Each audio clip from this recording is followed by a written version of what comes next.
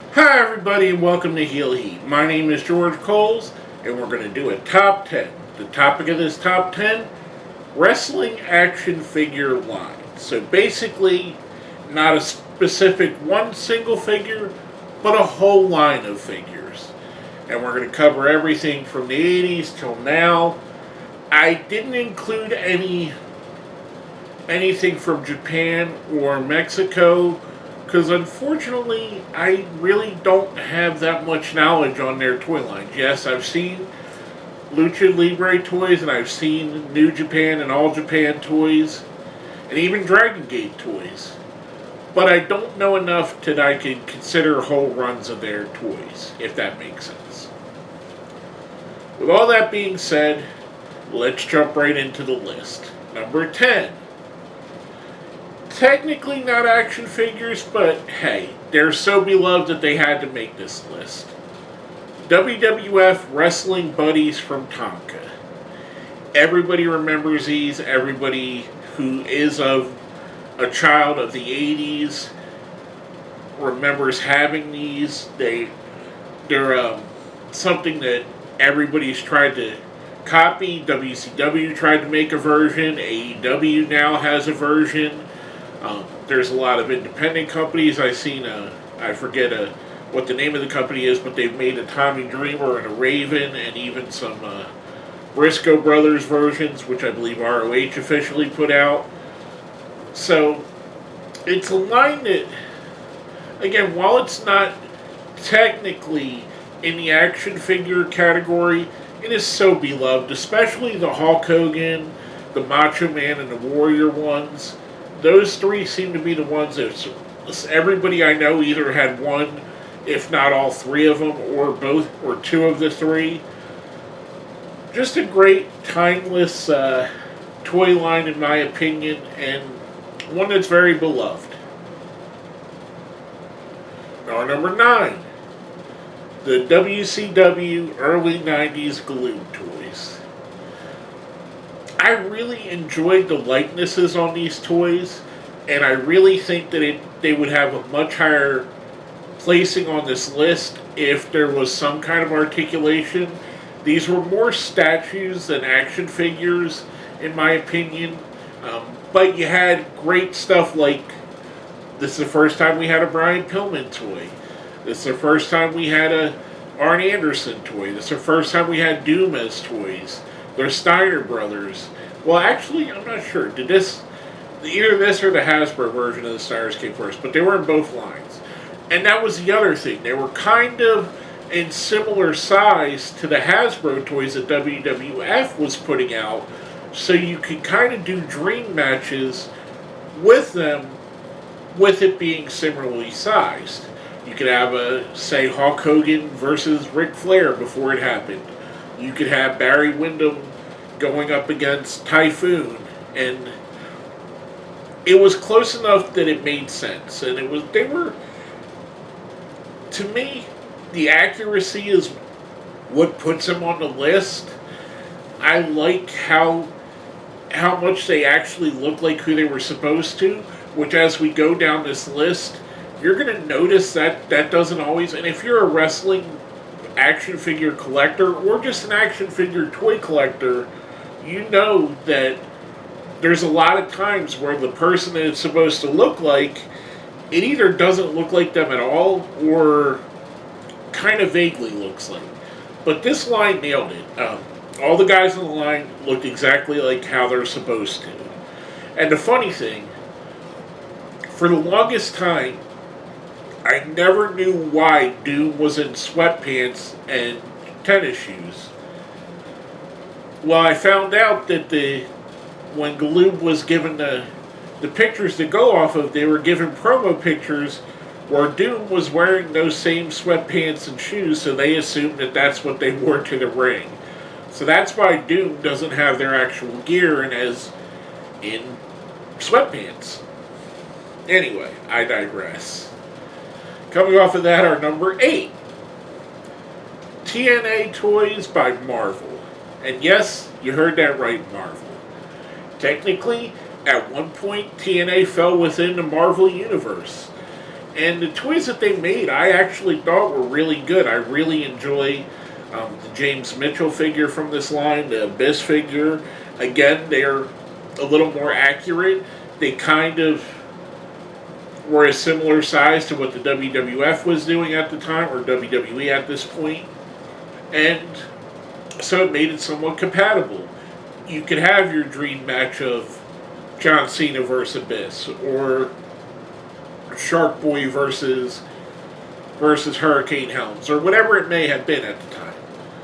I thought this was a really good and really underrated line. I think the reason it doesn't go up as far as some of the others is just that reason. It's not as well looked at. It's not that fondly remembered as some of the other lines on here. Legacy means a lot in this list, and to me, unfortunately, as much as and enjoyable as they were, they just don't have the gravitas that most of these other toy lines have. Hence why they're so far down on the list. Now, our number 7,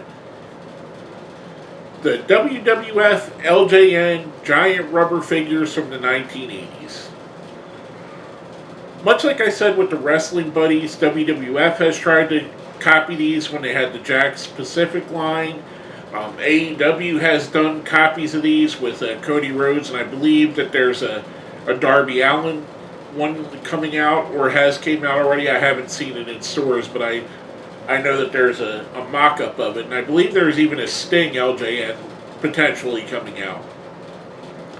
Much like I said with Galoob, these toys were very much in one pose. They were a little bit, because they were more bendable, Galoob was more of a hard plastic, where these were rubber. You could bend them a little bit and move them a little bit. The fun thing about this was a lot of them, it didn't really hurt. Like Macho Man, his arms were in a way that he could do the Macho Man elbow. Or you could believe the Hogan leg drop because his legs were bent a little bit. Or it was, you had to use your imagination a little bit. These are the toys I grew up when I was a kid. This is the first wrestling toys I bought. And I got everybody on the list. I mean, everybody down to Outback Jack and Ted Arcidi. I wish I still had all of them. Unfortunately, we moved when I was a kid, and I gave them to the neighbor when I moved away. But and I kept them. I used to keep them in milk crates, the milk crate, yes, I had the cage for the ring, but the milk crate I would double as a War Games cage because it was somewhat twice as wide. So I would have War Games inside of the milk crate after I dumped all the wrestlers out. This is a great line of toys. It's iconic. It's memorable. It's one that collectors still go after today. It's one that everybody that grew up in the era remembers. It ties so much into the rock and wrestling era that it goes hand in hand with that. Now, coming from that, our number 6. From old San Francisco, or original San Francisco toy makers, the ECW figures. Okay. I'm an ECW fanboy. I was super excited to see they got toys. This line was kind of hit and miss. Both in articulation, there were some wrestlers that were very articulate that you could use and wrestle in different ways. Others not so much. And realism. Wrestlers like the Dudley Boyz, Taz, Sabu, looked fantastic in their toys. Other wrestlers like Raven and Shane Douglas, well, Shane looked okay. Shane was good. Other wrestlers like Raven and the Sandman kind of looked like what they were supposed to. One of the big things that bothered me, Sandman did not come with a Singapore cane, even though his WCW toy, when he was Hack, did. It makes no sense that the Sandman doesn't come with a toy, or with a cane. When they were they had different things like stop signs and trash can lids and all kinds of silly little things. It was a very hit and miss line to me, but I think the line overall is very good. It's my favorite little Guido figures there. I love the Nova figure from the line, the Steve Corino figure. Balls and Axel look great. The Dudley Boyz is my favorite version of the Dudley Boyz, even though they're one of the least articulate out of the group. I do like that version. Tommy Dreamer is great. I love that he's in the classic ECW t-shirt. Their repaints were kind of weird and awkward, like Taz in a purple singlet that he never wore, or Tommy in a yellow ECW t-shirt that was never printed. Just some of that was a little weird, yeah, but overall, it was a fun line.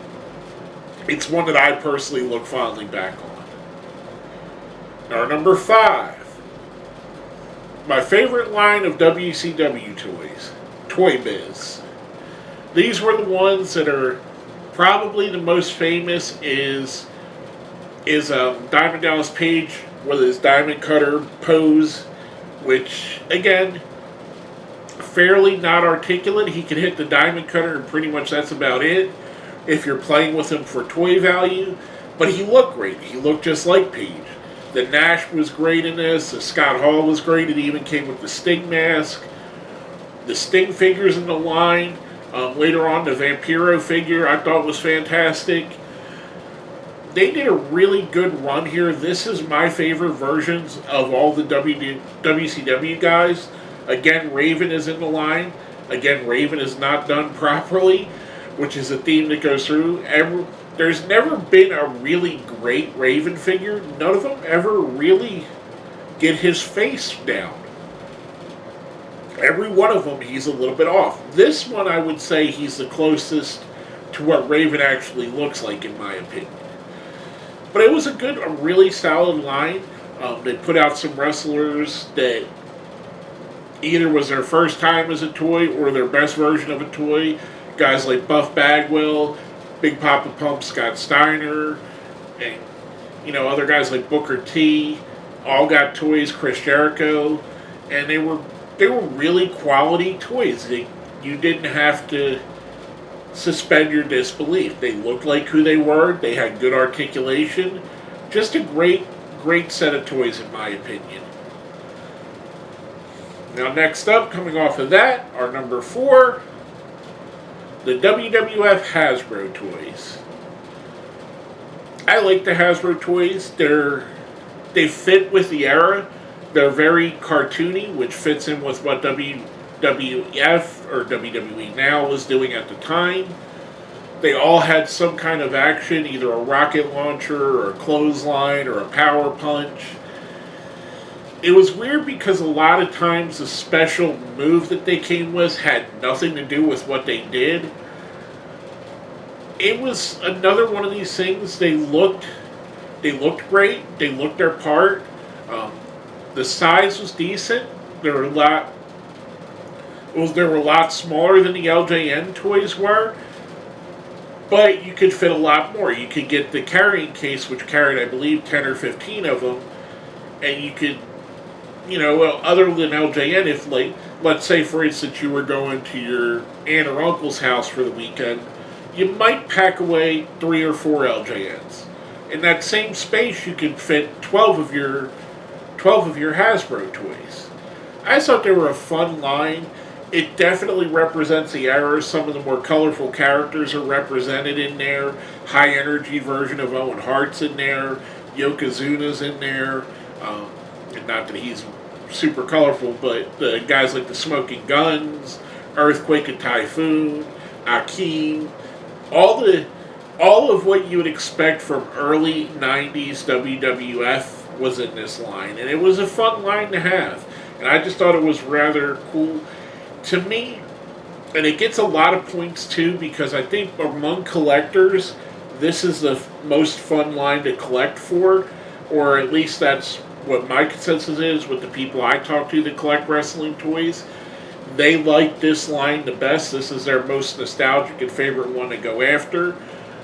Can't really argue with that. It's a great line to go after, and it's got a ton of legends in there. Now, coming from that, our number 3, the newest line on this list, the Jazzwares AEW figures. And I know there's probably going to be some pushback on it. At this point, though, the Jazzwares line has lasted longer than the ECW line has, the TNA line has, some of the WCW lines that I've mentioned here. So I think it is fair for them to be on this list. They've made about, I believe they're on 10 runs of their main line, 3 runs of what is their premier or unrivaled series. Plus they're branching out and doing ultimate versions now. And to me, there's a lot going for it. The toys are very articulate. They're very accurate, most of them. There have been a few that didn't quite nail the face right. But for the most part, 9 out of 10 of them look exactly like who they're supposed to look like. You get guys that you never had before, like Jungle Boy, Luchasaurus, Pentagon, a great Kenny Omega toy, the first Kenny Omega toy in America, unless you're counting the Funko Pops, which I didn't add to this list. But just a fun group. They come with, a lot of them come with interchangeable hands and interchangeable heads, so you can change their look, change what their hands are doing. They come with jackets, they come with ring gear, come with weapons if it's applicable, or microphones with some of them. Jericho's Painmaker toy is very cool. I think a lot of the Jericho toys they put out are cool. The Moxleys are cool. It just, to me, if we made this list in another 5 years and they go on a great run, this will probably be the best line of toys on here. The only reason that there's ones above it, in my opinion, is longevity and overall impact. We haven't seen, even though we're almost 3 years into AEW being a thing now, is it going to be a thing that lasts for the long run? Is this going to be a company that lasts 10 years? Who knows? It could still flame out within the next year. Hence why this didn't quite get to the top. Like I said, the reason the other two, the two things above it are above it, is longevity and quality as well. But I really enjoy this line. This is my current favorite line to collect for. And I think they're just awesome toys, in my opinion. Now, our number 2. The WWE Jakks Classic Superstars. Specifically, Classic Superstars. Yes, the Bone Crunching toys were great. Yes, the Titantron Lives looked great. But the WWE Jakks Classic Superstars, what they did with that line was chef's kiss. It was perfect. Making toys of guys like the British Bulldog, Terry Funk, Cactus Jack, the Midnight Express. A lot of toys of people that hadn't had toys either in a long time or ever. Guys like Kevin Sullivan, guys like Tatanka. A whole new generation of kids watching wrestling got to have toys from the legends that they heard of, along with collectors who, let's be perfectly honest, that line was made for the collectors who remembered these guys when they were kids and went back and got these versions of them, got these toys because they love playing with the older versions in some cases, all the different lines that we have here. The Classic Superstars, for me, for the bang for the buck, what they did with that, I thought it was a fantastic line. I thought it was, again, one of my favorite lines, hence why it's all the way up here at number 2. By far, to me, the best action figures that Jakks put out, in my opinion. Now, coming from that, before we get into our number 1, we do a thing here on my top 10s called the best of the rest. Basically, things that were considered for the list but didn't make that. First up, original San Francisco toy makers, WCW lines. A lot of people will know this as the vibrating toys or the somewhat LJN-ish looking toys that they put out. Again, these were kind of hit and miss. They were really good for the time frame. We hadn't seen toys that were that accurate other than Galoob. Galoob had the great ones. a lot of the Hasbro toys look great, but they were more of a cartoonized version of the wrestlers. These were good. The Johnny B. Bad was awesome. Vader, the Ric Flair was awesome. Even guys like, you got some off the wall characters in there like the Blue Bloods or Craig Pittman or even Alex Wright had a toy in this line, and it was a quality line. I think the reason it didn't make this list, the articulation was terrible in these, and by the time they got to where they had the articulated toys, the toys that WWE was putting out were light years ahead of what they were doing, which is probably why WCW decided to switch over and leave original San Francisco toy makers and go to Toy Biz. But, that's another story for another day. I really enjoy these toys, even though they're kind of goofed on now in hindsight. Now, last but not least, on our best of the rest, Awa Ramco Toys. These toys, I didn't know that AWA put out toys until a couple years after they did, and I ran into them at a flea market. I ran into the Road Warriors and Paul Ellery. And I knew of the Road Warriors. I had seen AWA wrestling, and I had no clue that these toys were out there. So I bought them immediately. And then I would see like KB toy stores and Toys R Us. Where I lived, there was a toy company called a toy store chain called Lionel Kitty City, after the Lionel Train Company. You could find these toys still a couple of years after they were made, maybe in the clearance area, and maybe I just overlooked them previously. But then I started seeing more of them, so I would get more. I would get the Baron von Raschke, or the Larry Zbyszko, or they were just a cool line. It was neat. They pretty much were on par in similar size with the He-Man toys. So you could have Ric Flair go on adventures with He-Man if you were playing with them. Again, they kind of all had a similar or same body. If you look at the Abdul the Butcher, he's not fat. If you look at Terry Gordy, he's not that much bigger than Michael Hayes or Buddy Roberts. It's definitely of its time. It definitely was on an assembly line cookie cutter kind of thing. But they still are great. I still like them. I still like the overall look of them. Hence why they were considered all for the list.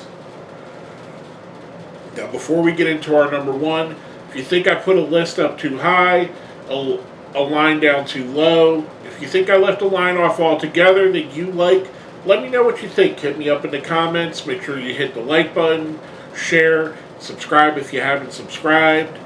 And my number one wrestling action figure line of all time, the WWE Mattel Elite figures. We're going on just over 10 years of Mattel doing action figures for WWE, and I really hope that they never stop making them. We've got everybody from all of the Four Horsemen, we've got Kamala, we've all these in the elites, as well as the stars of today. We've got John Cena's, we've got CM Punk's, Undertaker, Randy Orton, Matt Riddle, everybody that's wrestling there, Finn Balor's, and they're all fantastic. The articulation is great. The likenesses are spot on. I've not seen one that's been crazily off. 99.999% of them look exactly like you would expect the figure of the person to look. I'm sure someone's going to point out somewhere in the comments one that doesn't look great. And I know there were a couple of the early women's figures that didn't look as great. But as they went along and they started making more and more women's figures, they got even better. I mean, some of the best figures they put out now. I really enjoyed the steampunk Becky Lynch that they put out when she was still wearing the steampunk gear. They've got a lot of really great toys, and they've got a decade of making them. and they're only seeming to get better. Even recent ones, like I know he's not with the company no more, but they recently put out a Bronson Reed that just looks fantastic, and everything they do. Who else was it I was trying to think of? It just slipped my mind as I was thinking of it. The Bianca Belairs have all looked great. The whole line, in my opinion, is top notch, and I think it's, to me, I think it's the best line of wrestling toys that's ever been put out. I think for the longevity, the quality, the characters that they've covered, it's just top notch in my opinion. It's a who's who of wrestling now and in the past, and probably going to be for the future. As long as WWE stays with Mattel, I think you're going to keep seeing these awesome figures. With all that being said, this has been my opinion of the greatest action figure lines in wrestling. Again, let me know what you think. Hit me down here in the comments if I thought you think I put something too high, too low, left something off the list altogether. Let me know what you think. And if you made it to the end, if you made it this far, normally I ask you to put something in the comments. Instead of asking one thing, let me know your favorite wrestling toy line. Whether it be LJN, whether it be Toy Biz for WCW, Hasbro, the AEW Jazzwares. Could it be one that's not even on the list? Maybe you're a big fan of what the Ringside Collectibles have put out. Let me know what you think. Hit me down here in the comments with your favorite wrestling toy line. With all that being said, my name is George Coles, and this has been the Top 10 Wrestling Action Figure Lines.